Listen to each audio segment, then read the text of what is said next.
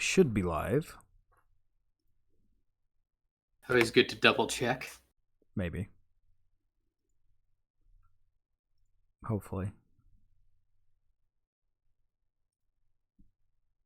We'll see. So how's your weekend, Coop? Pretty good. Weekend, Coop. Productive. Got my taxes in order. Oh, already? Wow. Getting on it. Well, it's coming up here in April, so I figure I might as well get it out of the way now. Certainly not going to have any. It's 2022 is come and gone, so might as well get a jump start on it. I need to get everything together. I don't think it should be too hard, but plus, it's one less thing to worry about. Yeah, I mean, I've got time for now. It's no rush, but I like just getting it out of the way. Yeah, one less thing to worry about. Exactly. And how about yourself? Good. I tried a bunch of chocolates from a local chocolate place. Ooh, a chocolaterie. Mm-hmm. Any particularly good ones? Oh, yeah. There was a Brown County Port one that I liked quite a lot. There was also a passion fruit one. Passion fruit chocolate. That sounds interesting. It was white. It was with white chocolate. Okay. I'll be honest. The chocolate is mainly a delivery vehicle for the whatever the gel was on the inside. But man, it was strong, and I liked it a lot. Okay. But they were all fantastic. Well, there was a couple that were. The pistachio one wasn't very pistachio-y. There was a raspberry green tea one, which didn't. The green tea didn't go well with the raspberry. That was the only one that was like not really good. All of them were pretty good. Some were fantastic. Well, dang, that sounds like it was a good time. Mm-hmm. Yeah, it was delicious. Oh, I could go for some chocolate right about now. They're expensive though. I imagine if it's a fancy chocolate place. Yeah, it was $27 for 12. But I had a coupon, so I got $5 off, and then I also got 2 for free. So, but once in a 5-year period, nice to get them. Gotta treat yourself. Oh, nice. Dang. Well, I guess it's kind of a free. It's not quite Valentine's Day, but I guess chocolate does work there. Yeah, they had their Valentine's stuff out already, but it was nice. It was they had more. They had a good selection. Oh, there was a really good lemon, like it was a lemon and white chocolate one. Lemon and white chocolate. That sounds interesting. It was fantastic. And also that one they had the most. Like all the other ones, they had like a small little section. That one they had a really big section with a lot of them in it. So they must know that it's pretty good then. Clearly, it was one of the popular ones.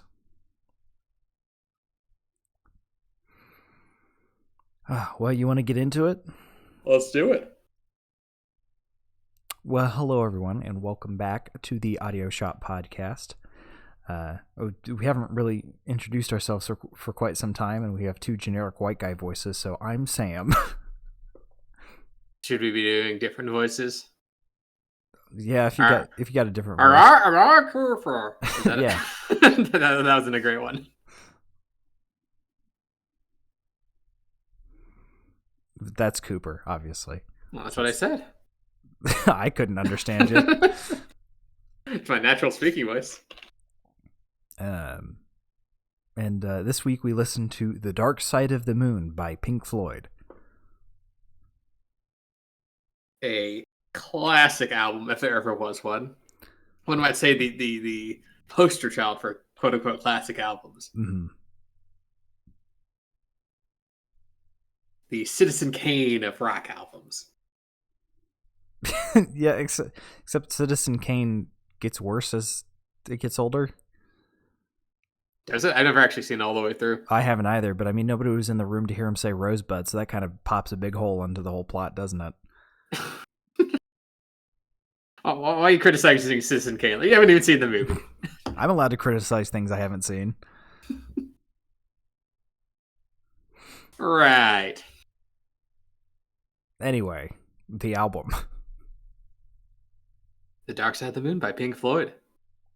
You gonna give us some history, Cooper, about the band and the music? I can give a background here. I mean, Pink Floyd's a fairly famous English rock band, formed all the way back in 1965. So, a little skipping a jog back a ways. Kind of known as kind of one of the early British psychedelic groups, having elaborate live shows and philosophical lyrics, and kind of spearheading the progressive rock genre. And many consider them the best of all time. Certainly they have the numbers to back it up. They've sold over 250 million records worldwide. Of course, making them one of the best-selling artists of all time. And that's by no small part due to The Dark Side of the Moon, which is this album that we're reviewing. Put into the Grammy Hall of Fame, among some of the best-selling records of all time. They basically have kind of broken all the achievements you can get from a rock outfit, including, rock albums. And speaking of that, the Dark Side of the Moon is their 8th album, released back in 1973. And it's conceived as a bit of a concept album.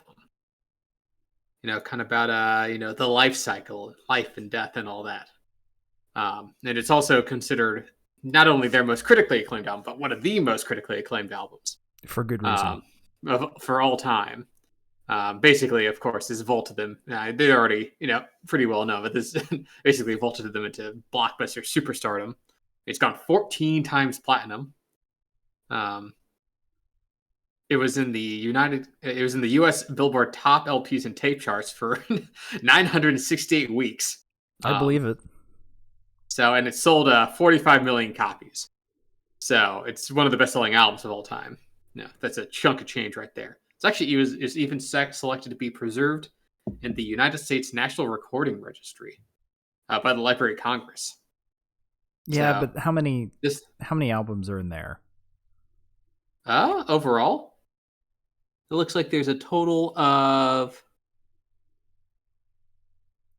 about 600. Okay, so that is pretty stringent then. Yeah, this isn't just everything gets in here. I thought it was like one of those things. What is it? There's some library. Is it Library of Congress in America where if you write a book, you always sell at least one copy because the Library of Congress buys one.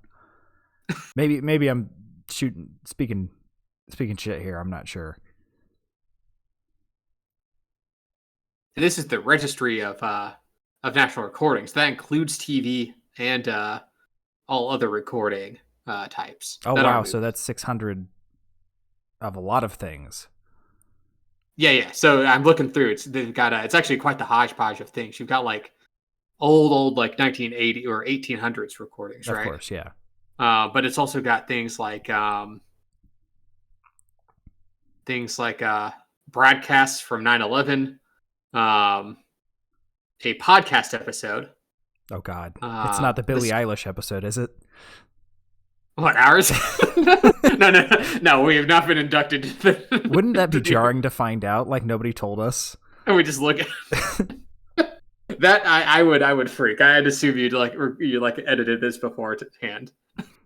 That wasn't even one of her better episodes. It was the first one, and it was the worst. No, it wasn't the first one. It was maybe the second one, but it was pretty bad.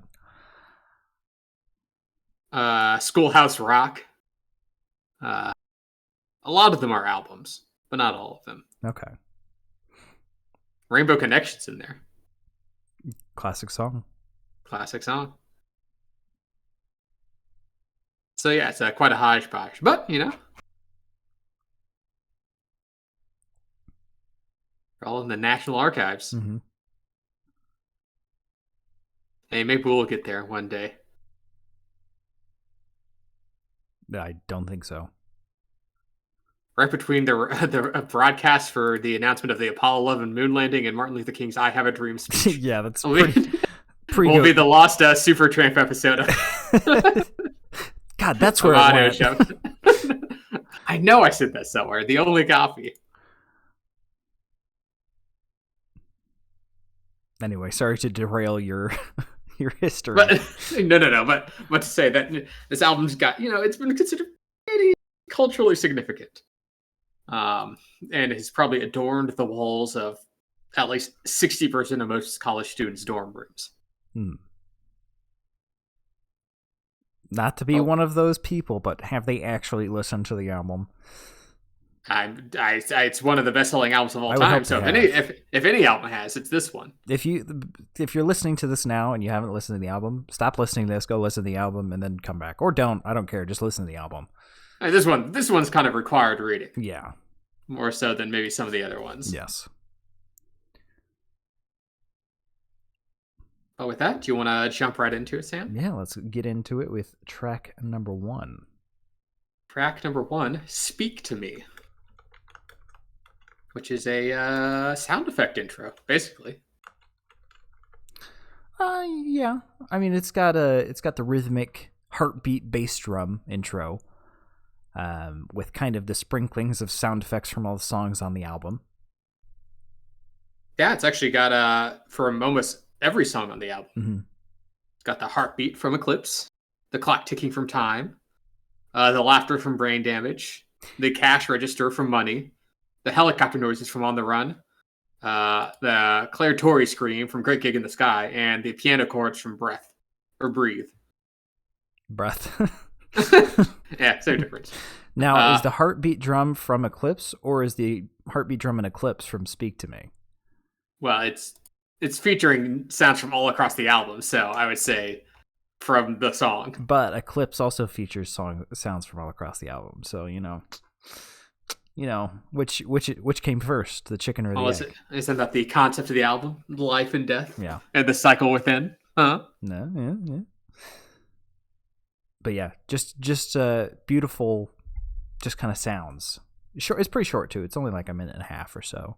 It's the intro. It's a little concept album intro, and it rolls over perfectly into the next track with the screaming.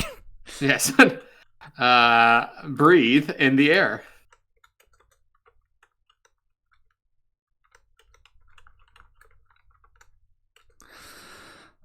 Some very haunting guitar sounds to start us out here. It sounds like they're playing the note, cutting off the attack of it. So they strum, cut the attack so you can't hear it, and then twist the tuning rods to kind of get the soaring guitar sounds. Or they're using a slide guitar. I can't tell. I'm not very good at slide guitar.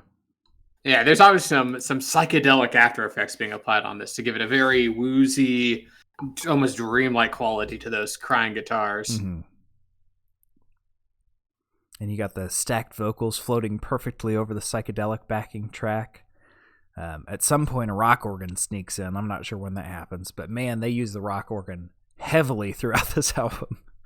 Yes, and they are not afraid to lean into it. That's for sure. No, it's odd because the rock organ is so old, but the sound fits surprisingly well with what they've got going on here.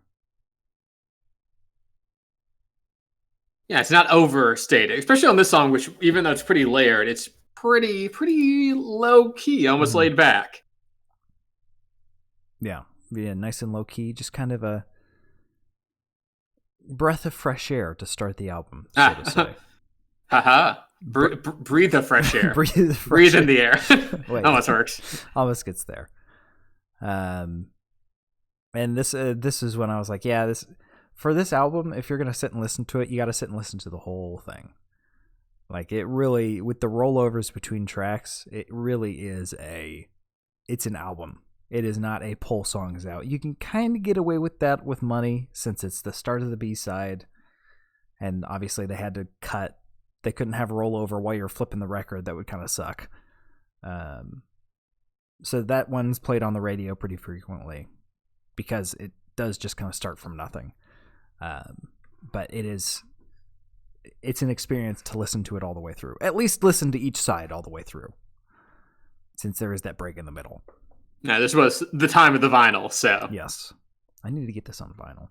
Anyway, jump to track 3 if you're ready, Coop. Yes, track number 3, On the Run, which is almost like a instrumental electronic, like a proto-electronic break. Yeah, although this was like 73. I think electronic was already a thing by this point. That's true. But maybe not this far into it for most songs. It does have some interesting frantic synthesizer sounds with droning bass and what sounds like an airport terminal like speaking going on, and some it's a female PA at like a train station. Oh, train station. Okay, similar sounds. And I got the impression that droning bass kind of sounded like a plane taking off. You know, it soars from left to right. Almost like a helicopter type sound effect. Somewhat, yeah. I was thinking propeller plane, but helicopter might be more accurate because when it is in both ears, you do get the whooping sound of like a helicopter blade. And you get some footsteps running from left to right. You get it on the run. Yeah, this is interesting. I mean, it's almost like trance-like, or what it's going for, because it's the loop's like it's a very short, like electronic loop that's on repeat, kind of fading in volume in and out, and not too much melodically. It's very almost like percussion and rhythmic more than anything else. Yeah, you got sounds moving from ear to ear, left to right, right to left. There's a guy saying "Live for today" and "Gone tomorrow" and laughing, screeching guitars, bass, synth. Take your pick. It's in there.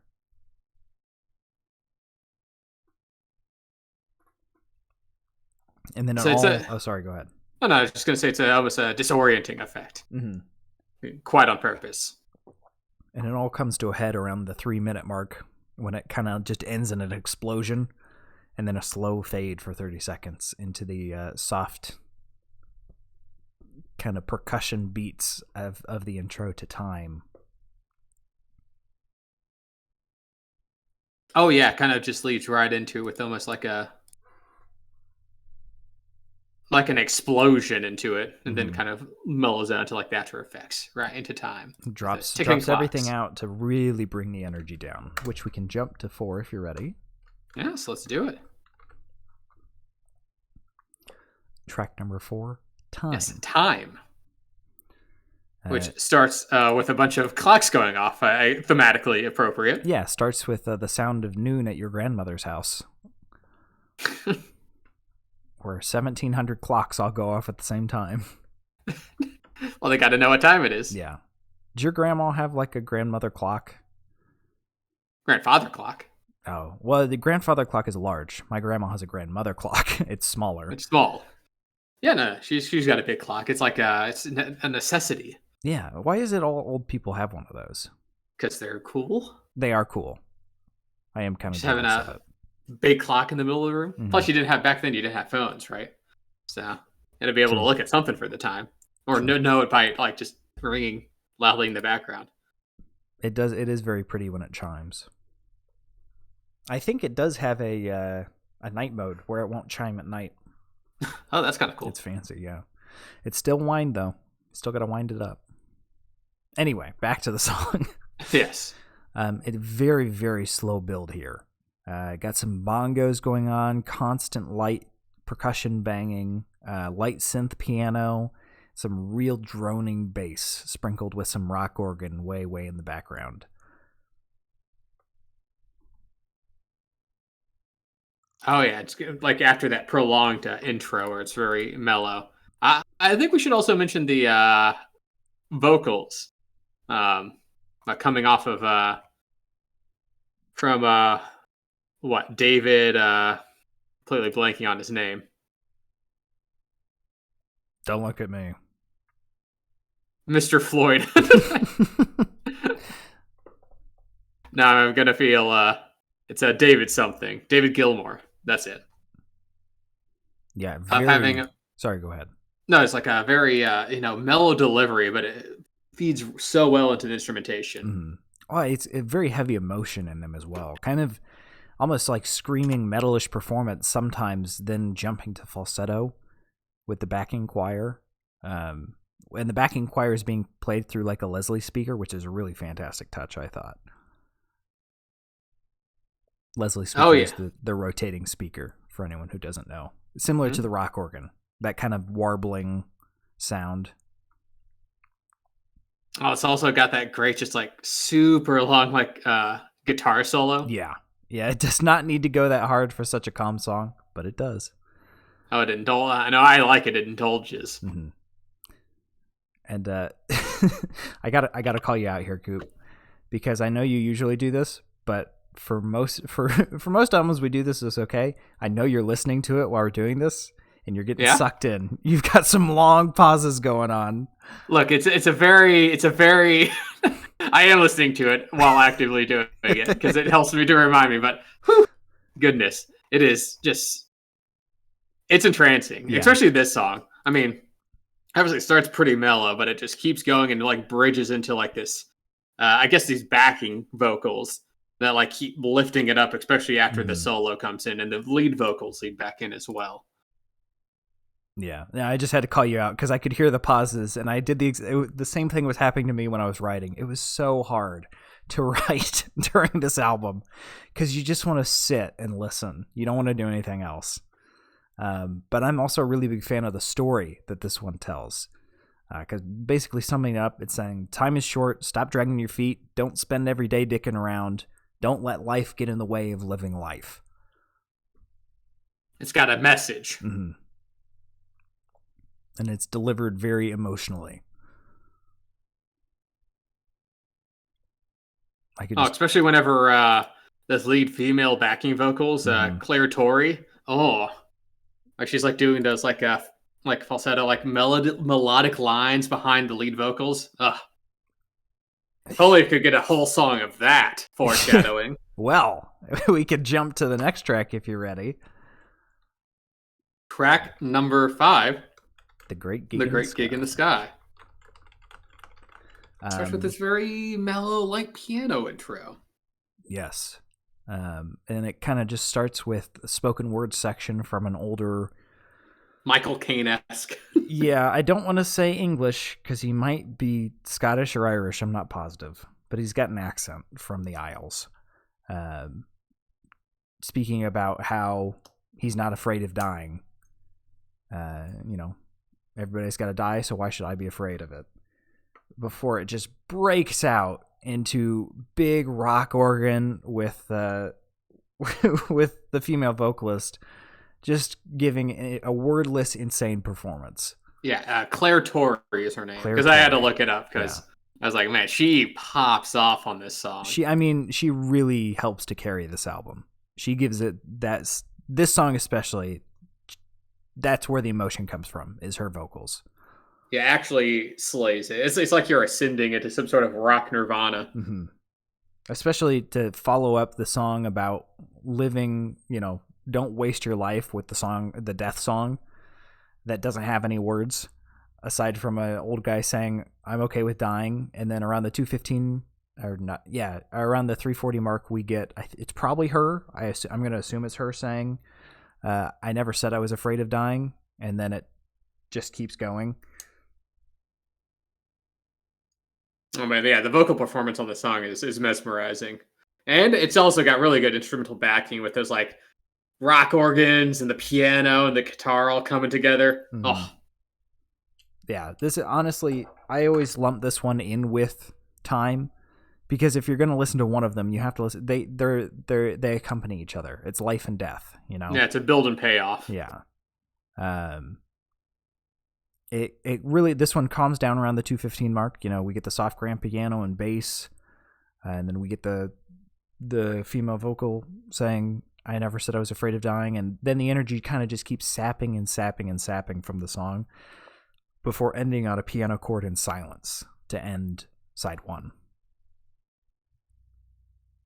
Thematic. Which I don't blame you if you just listen to side one first and then have to take a break, because I'm still recovering. It's very emotional for me. It is a very emotionally charged, especially, besides obviously the little spoken word stuff, don't say a word in the song. It's all, very vocal, like ha's and oh's. Mm. Oh man. It really takes it out of you, and you're just sitting and listening. Well, then how about we move on to the next song? It puts a little back into you with track number 6, Money. Oh, the whiplash of going from raw emotion to cartoonish money cash register noises. Mr. Krabs-esque money, money, money. Yeah. Or We go from life and death to money. Apparently they made that sound effect by literally putting a bunch of coins on like a string and then just like dropping it. It's good sound, yeah. I give them bonus points for using those real world sounds. It's always nice to have sound effects. It's not the most subtle metaphor. No. But the song isn't the most subtle song. No. And you kind of need the cartoonishness. If you're going to whiplash, you got to whiplash hard, Give them a concussion and make them forget. Because, it's going from the emotionally draining time and Great Gig in the Sky to this. It's like, okay, yeah, sure, whatever. And like I said before, there's no holdover from track 5 to 6 because that is the album flip. Yep. So if there's any place to put like a kind of a clean, like emotional switch, it'd be right here. And with the age of digital, we didn't have to flip the record, so there was no downtime. So it was just all of a sudden swinging into money, which has the iconic bass line and the warbling guitar lines, which is nice.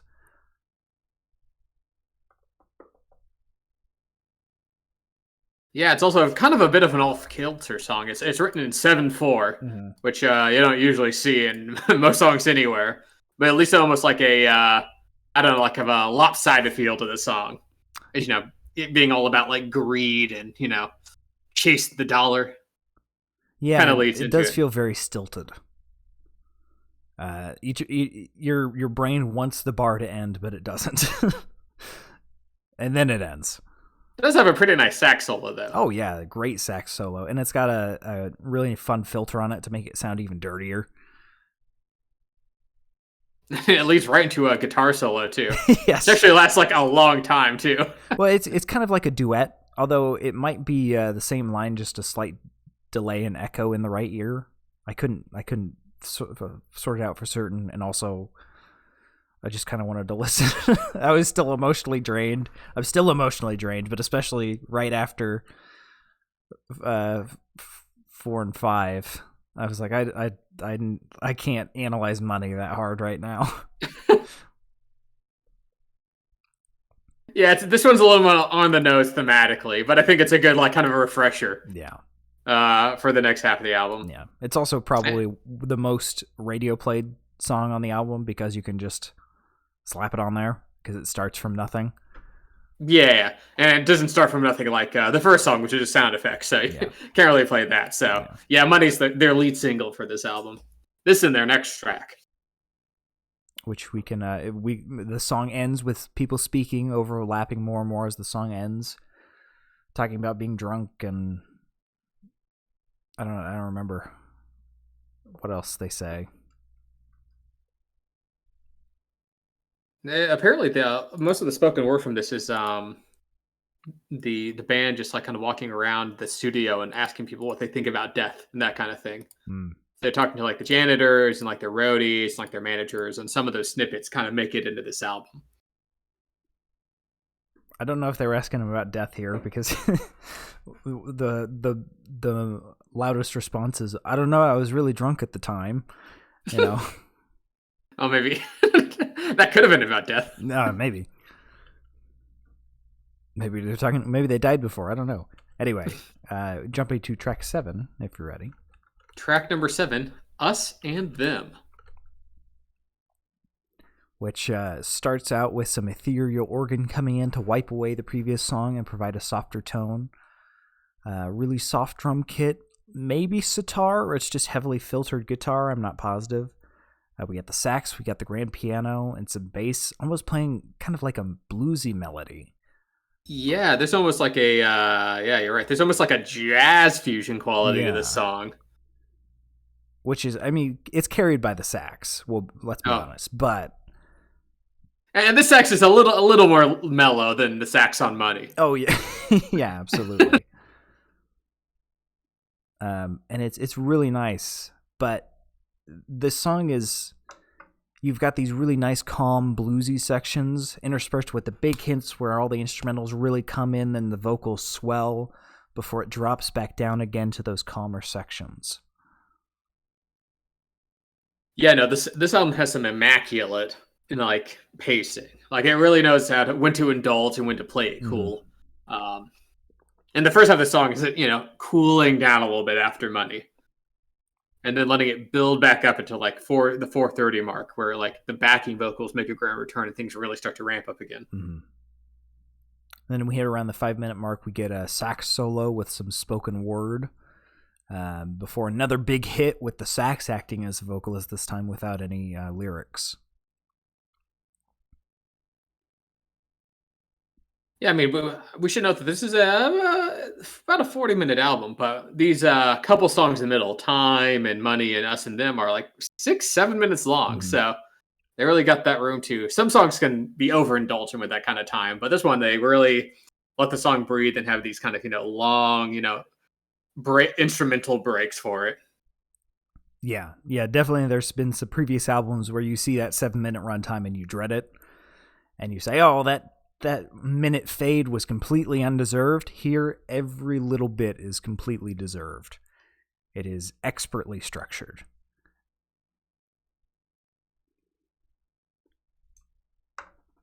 And we get another buttery smooth rollover to track number 8, if you're ready, Coop. Oh, yeah, with the sax and the vocals mixing together with the percussion. Oh, yeah, it goes right into track number 8, Any Color You Like, which is another instrumental track. I'll spell it the British way. You know why we don't spell a lot of words the same way that the British do? Why? At least with the extra letters in like armor and color, it was because removing the letter was cheaper to print it on the printing press.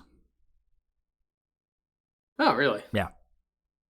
So why would you need the U in color if you can get away with not having the U and everyone still knows what you mean? Why would you change the spelling of gray then? I don't know, but I am with the English on that one. Gray with an E just looks better. What's that based on? I have no idea. I always spell it with an E. I mean, you can distinguish them easily, E for England, A for America, but I always spell it with an E. Gray with an E looks gray to me. If that makes sense. I spell gray with an I. Agree. Agree. No, but Any Color You Like. It's an instrumental song. Again, very electronic based. Much like On the Run was. Though this one's a lot more melodic. Yeah, this one I would say very psychedelic synth intro over some funk bass. A very immediate style change from Us and Them, but not jarringly. No, this is very interesting. I looked it up. It's called Univibe. This Univibe guitar. That gives it a very woozy offbeat psychedelic sound effect. Okay. So it's almost like bouncing around. So it's not just a guitar? No, it's a type of I had this pulled up. It was it's a particular guitar effect that creates like a harmonizing guitar solo effect. Okay. Oh, so it is a filter for just a normal electric guitar then? Yeah, it looks like it. Okay. That filter though is that filter and warble. It does its stuff, and it shifts ears quite a bit. Like you were saying, it creates the duet effect, but half is in the right. The heavier side is in the right, or left rather, with some in the right. Oh, it's a good solo. This is a bit of a shorter one. Yeah, this is the breather before you get to the last stretch of the album. Yeah, the breather before the dive into the deep end, so to say. Which we can dive into right now if you're ready. With the buttery smooth rollover yet again. With track number 9, Brain Damage. I'd argue this is the second most famous song on the album, behind Money, which is odd that both the famous songs are on the B-side. Yeah, I guess that, well, I don't know. I'd probably consider Time to be more famous, maybe. Maybe, but thinking back to listening to radio in the car with my parents growing up, you never hear Time on the radio.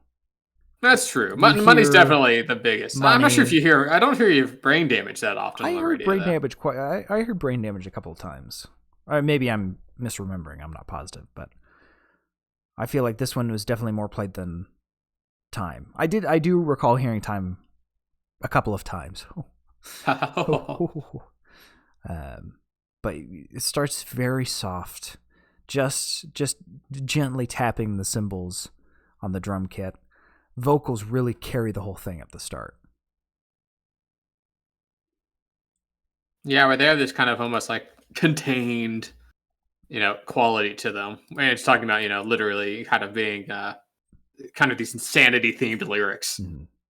Delivered as if there's a man in an insane asylum or being taken to an insane asylum, speaking about the crazy person on the grass and then the hall, and then finally they come to realize that it's them who's the crazy person.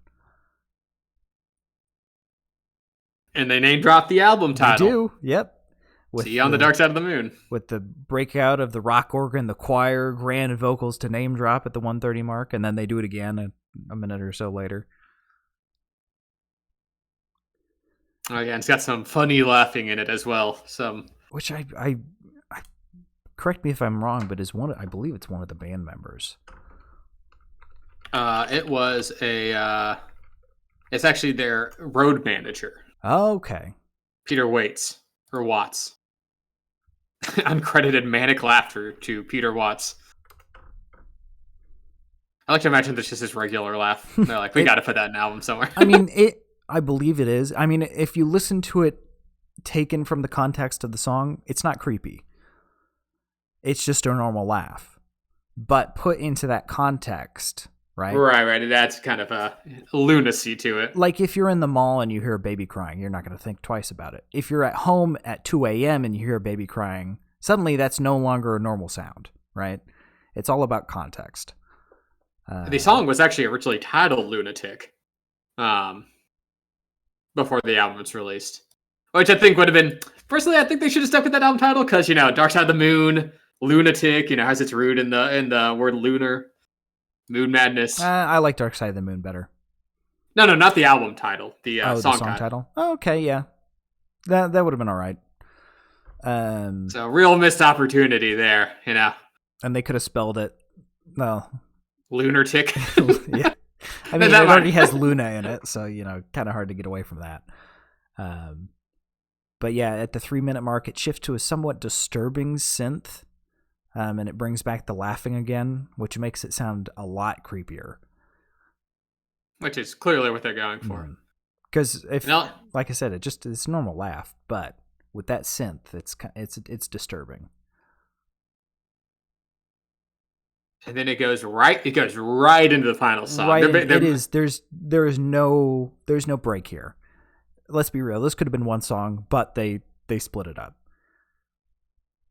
Oh, and this song, this ending. Hold on, let me update the thing first. So we're going to track number 10, even though 10 and 9. If you're listening to 9, you're going to listen to 10 because where are you going to cut it? Like there's nowhere to cut. Yeah, I don't want to be friends. I don't want to be friends with somebody who listens to Brain Damage and they get to a clip and they stop and go, nah, that's it. But also, if you're starting on Brain Damage, you can't start here. This is the emotional payoff to the album. The most I allow is starting on Money. Maybe. But you really got to get Time and The Great Gig in the Sky in there for the emotional payoff to really hit, though, you know? I'll just skip the first 30 seconds to Speak to Me, and then. But yeah, it ends with it's so grand. You've got the choir, the rock organ, the guitar, vocals from both the band and I'm sorry, I forgot her name already. Tori. And then you've got piano, and it just builds and builds and builds and builds to the end, which is not only carries over themes from Brain Damage, but it pulls a little bit from everywhere on the album. Yeah, it feels like a kind of summation of the album. Mm-hmm. The backing vocals and the lead vocals keep like building and building to this epic payoff right at the end. Like you said, it very much is a indulgent ending. But it is so well deserved. Like, occasionally we'll listen to albums that have a grand outro, and it's like, okay, you didn't do anything to merit that. This is like the gold-plated dinner at the end of the 5-star Michelin meal, you know? This is that solid meal, and then they bring out that slice of cheesecake, and it's decadent and just like brings everything together. And it builds and builds, and it ends and fades, and then we come back to that heartbeat from the very start. And this is where a 30 to 45 second fade is 100% acceptable, because they have that heartbeat, and it's a very slow fade out to nothing, and that is how you do a fade. That is when a fade is acceptable. That is a thematic break in sound. Yes. It is, if it fits the theme, if it fits the album. You don't get to write an hour album and then just throw a 2-minute fade in because you feel like it. You got to earn it. And this earns it. That's the album. That's the end of the album. I can't tell you how hard it was to write while listening to this. Definitely hard to review while listening to it. Yeah. Well, thinking back when I listened to it at work, I don't think I actually got any work done. You get sucked into this song. I recall listening to another album after that and then actually working. So, but yeah, that's the album. Whew. I'm even a little emotionally winded from replaying it in my head while we've been talking. Pink Floyd knows how to put it together. Yeah, man. Oh, we gotta give our favorite and least favorite, Sam. Oh, fuck me. Okay. You do least favorite first, because I need another 5 minutes to figure out what the hell I'm gonna pick.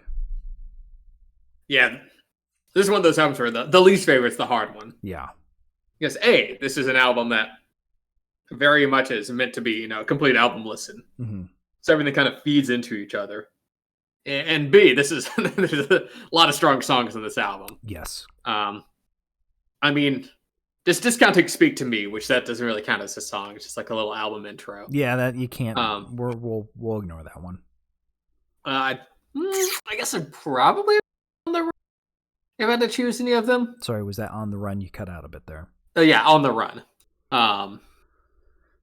Just because it's interesting. It's got that kind of hypnotic, repetitive, psychedelic electro effect, but certainly isn't as melodically sound as the rest of the album.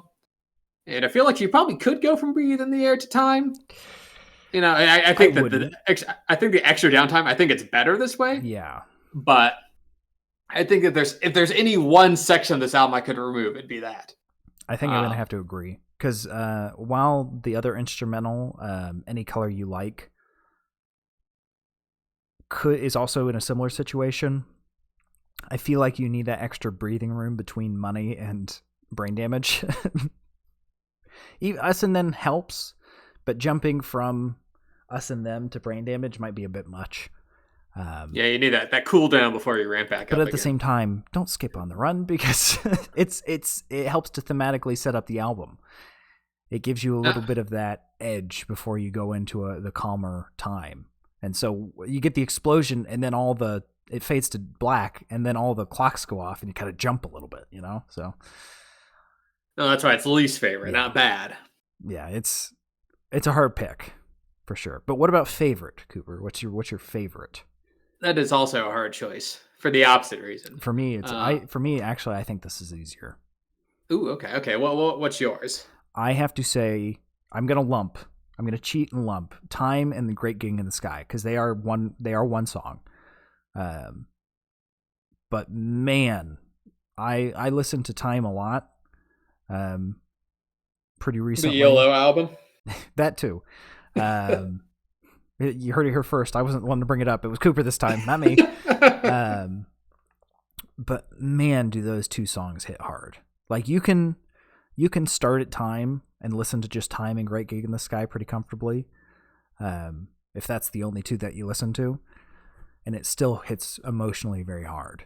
I think it's the emotional message that the song carries really speaks to me, because I personally struggle with pushing myself forward. It's very easy to just kind of get set in your ways and just kind of go day to day doing what you need to do.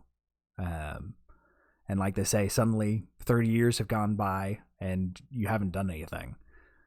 You've just kind of been dragging your feet. And then pair that with Great Gig in the Sky, her absolutely insane emotional singing.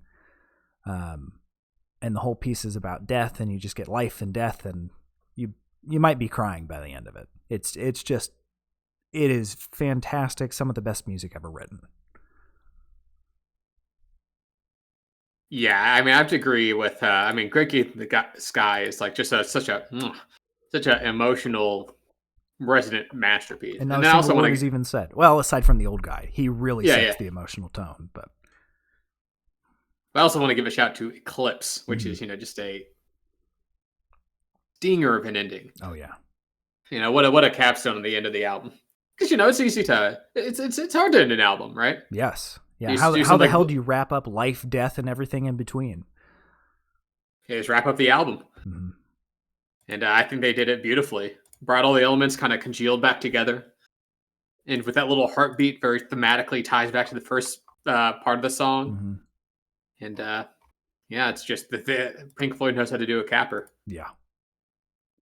Yeah. Well, with that, we gotta rate, and we gotta go to our silly rating system after that very serious discussion. Hey, this is not. We take cars very seriously. Yeah. So here at the I'll explain it, Coop, if that's okay. Yeah, go ahead. So here at the Audio Shop Podcast, obviously we have been working tirelessly to make the movie Cars a reality, right? Mm. So the end goal is for Cooper and I's brains to control cars. He wants to be Lightning McQueen. I want to be the little forklift guy. Is it Guido? Is that his name? I don't even remember. The little Italian one? Yeah. But he doesn't talk, so I don't have to put on an insulting Italian accent. That's good. That's probably for the best. Yeah. Matt can be the tire salesman. But anyway, because of that, we decided to make our podcast car themed, about music. So at the tip top cream of the crop, we got Showroom. This is the best of the best. Sometimes we might give that out a little sparing, like to albums that don't quite make the grade of Showroom. And then at the bottom of the barrel, we got Scrapyard. Ooh, yuck. Actively cuts your lifespan shorter. And it's going to be hard to find anything worse than Santana's latest album. I'm going to tell you that. And then in between, and of course it depends on our mood, and not everything on each tier it makes it equal, right? We might have something in Showroom and then something else in Showroom, and they don't, if you were to compare those two alone, one of them would still be Showroom, the other one would probably be in Fixer Upper. But this is just an overall kind of feel. Plus different genres of music, different, Right. This is from different decades, different artists. Exactly. It's only so easy to put an objective value to a subjective opinion. Right. But I think we might agree on this one, Cooper. So what would you rate this album? Like a low Fixer. No, it's going to be a Showroom. This is, it's an album that I think lives up to the hype, which is pretty hard considering it's a pretty hyped up album. Yes. It's basically like the classic rock, psychedelic rock standard. But I think it's set that bar deservedly. Yes. I mean, this is a airtight album in terms of like track listing. like I said, the album flow is immaculate and is seldom replicated. I can only imagine the production and instrumentation work that went to making this album as good as it is, Mm-hmm. and kind of the aligning of the stars between the vocal instrumentation talents that took to create this album. I mean, the instrumentation. I think that's one of the more amazing things about it is that, I mean, there's definitely more technically impressive albums out there, like from instrumentation perspective. But goodness, if this album just doesn't use every ounce of strength it does to have its emotional payoff and album essence just distilled and get it all that way to display its message of life and death.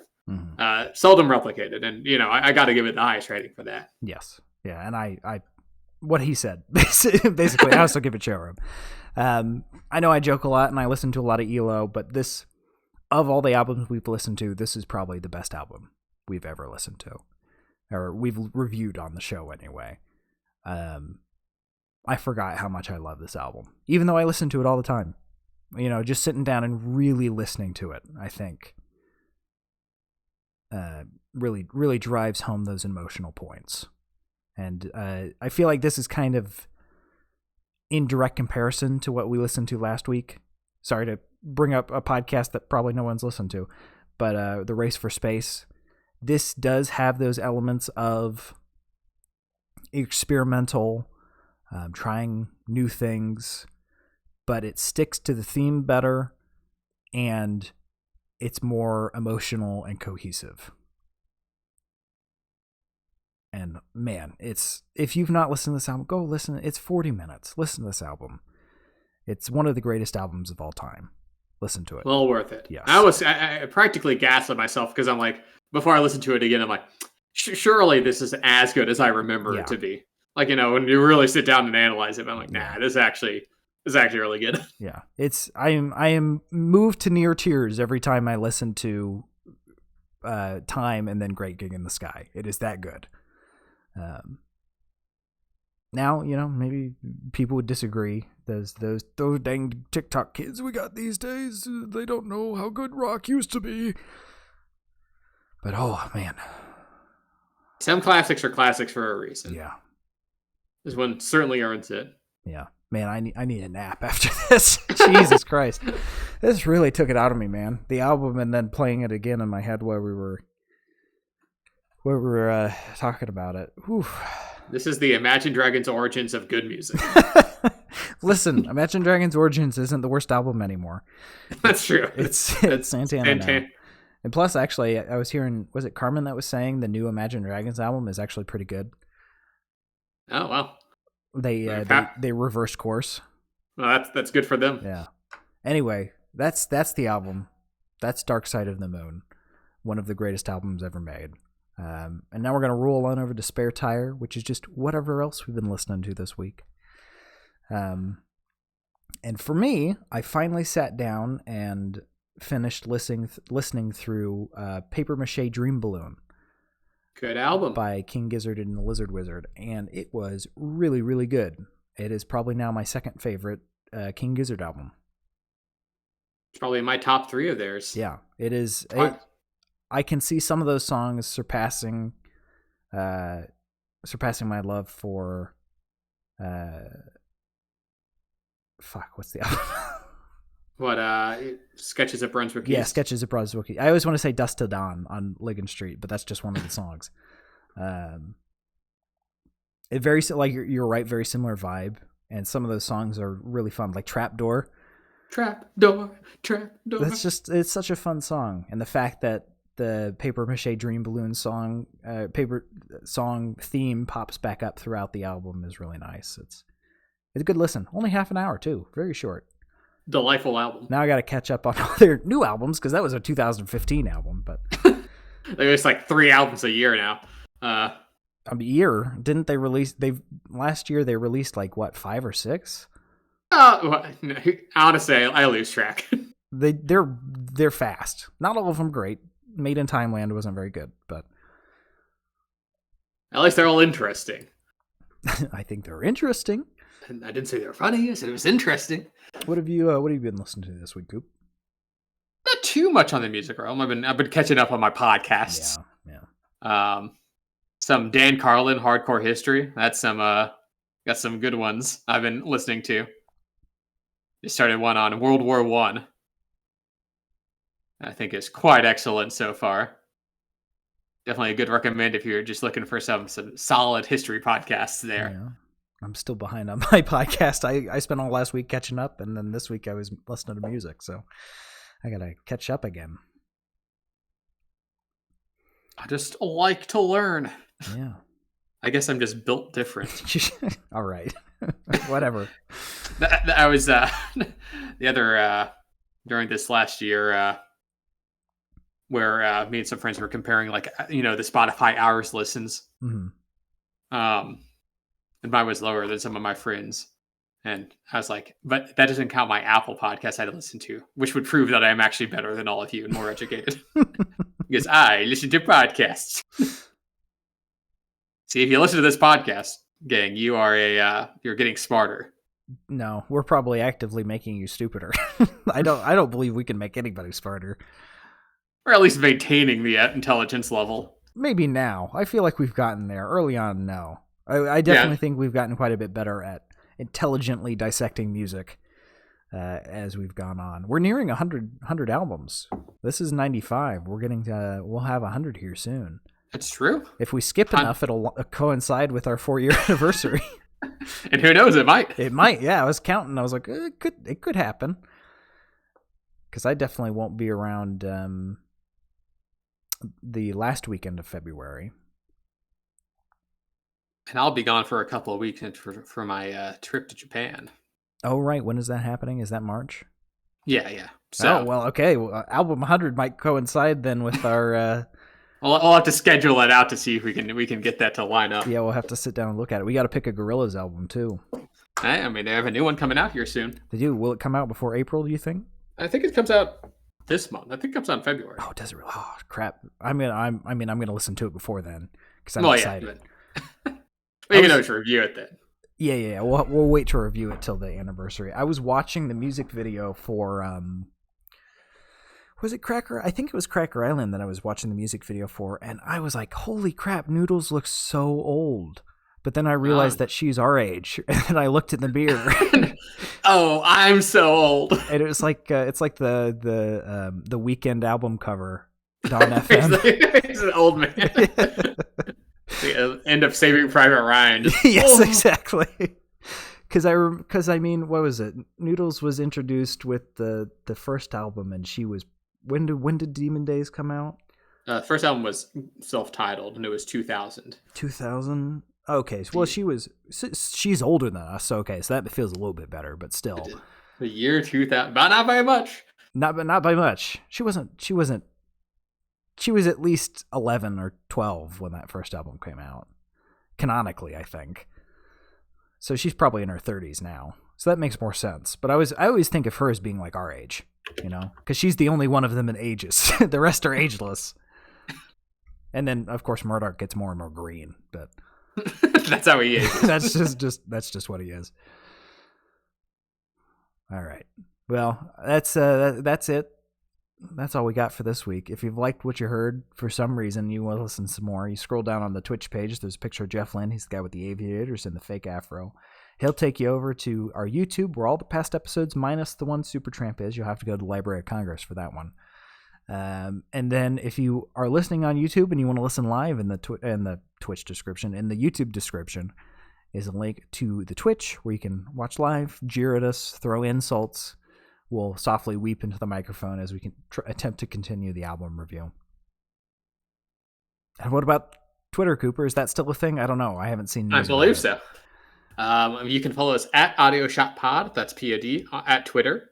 We'll let you know what we're listening to and when we're listening to it. So come by and give us a follow. Yeah. So we're coming up to 4 years here in April. We won't miss the anniversary this time. I have it in my calendar. Last year we missed it by like 2 or 3 months.